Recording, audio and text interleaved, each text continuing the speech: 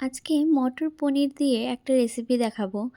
এই কাবলি ছোলাটাকে প্রথমে কিন্তু রাত্রিরে ভিজিয়ে রেখে দিয়েছিল মামুনি। তারপরে কিন্তু প্রেশারের মধ্যে দিয়ে খুব ভর্তি করে জল না দিয়ে মানে সামান্য মানে যেটাতে ছোলাগুলো ডুবে যাবে এরকম জল দিয়ে ওর মধ্যে নুন দিয়ে কিন্তু ২-৪টে মতো সিটি মেরে নিয়েছিল।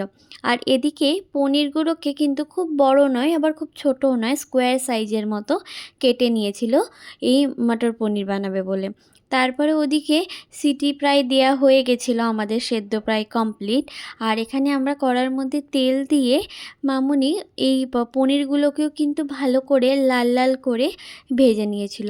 সব পনিরগুলোকেই ভেজে নিতে হবে, হ্যাঁ খুব লাল হলে চলবে না, সামান্য পরিমাণ লাল হলেই কিন্তু তুলে নিতে হবে।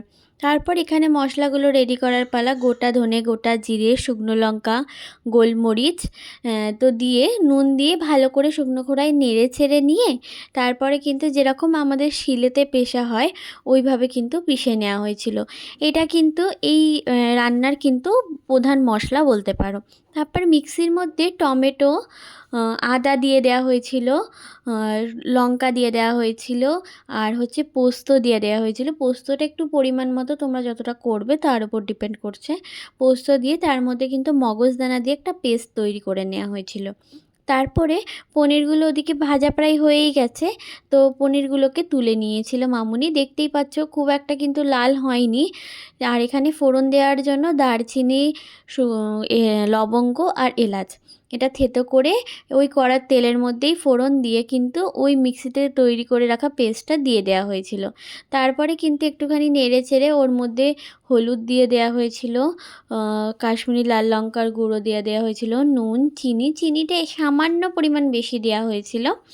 আর তারপর এর মধ্যে দেওয়া হয়েছিল ওই যে আগে থাকতে করে রাখা ভাজা মশলাটা দিয়ে কিন্তু ভালো করে কিন্তু কষাতে হবে। তারপর কষানোর পর তোমরা দেখতেই পাবে যে কত সুন্দর একটা তেল ছেড়ে এসছে। তারপর কিন্তু এর মধ্যে অ্যাড করে দিতে হবে ফ্রেশ ক্রিম। আমুলের ফ্রেশ ক্রিম আমরা ইউজ করেছি, তোমরা যদি চাও তো অন্য কোনো ব্র্যান্ডের ইউজ করতে পারো। তো তারপরে এটাকে কিন্তু খুব ভালো করে এই মশলার সাথে মিশিয়ে দিতে হবে।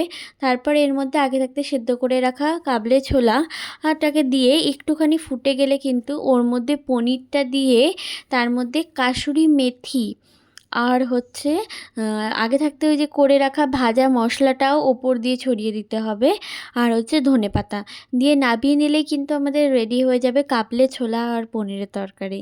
এটা কিন্তু খুবই টেস্টি, যারা চাইছে ভগবানকে ভোগ দেওয়ার জন্য তারাও কিন্তু এভাবে দিতে পারো।